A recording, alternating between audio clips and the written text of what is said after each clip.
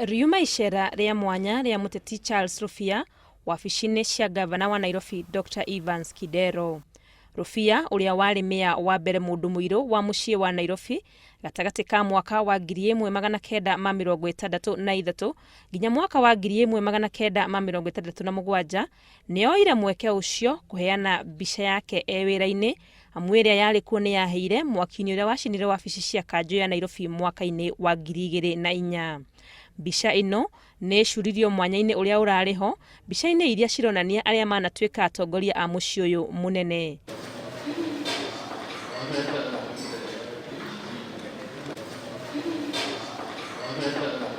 Nĩ gũkorwo nĩ mĩaka mĩingĩ kuma rĩrĩa arĩ wabici-inĩ ici na maũndũ maingĩ nĩ magarũrũkĩte, nĩ agĩire na mweke wa gũthiũrũrũka wabici ici.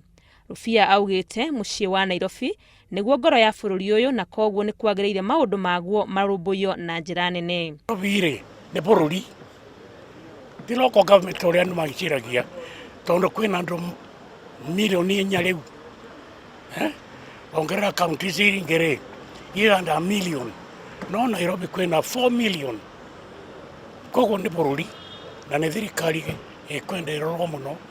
Oho augĩte nĩ harĩ bata thirikari nene kũrutithania wĩra na thirikari cia kaunti ũhoro-inĩ wĩgiĩ ũgitĩri. Angĩkorwo andũ othe ara Kenya marenda kũgitĩrwo nĩ thirikari local authorities ona nĩyo thirikari makorwo meho mĩbango-inĩ ya security.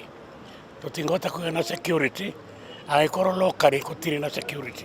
Handũ-inĩ hake gavana Kidero nĩ agathĩrĩirie Rufia nĩ gwĩtĩkĩra ihoya rĩake rĩa kũmũcerera, akiuga wĩra ũrĩa arutire arĩ meya ndũngĩriganĩra. Kazi ambayo alifanyia jiji letu la Nairobi kwa kazi nzuri, kazi ambayo na kazi ya sifa, na tangu atoke hakuwa amerudi kuona kazi inafanyika namna gani ama city hall iko namna gani.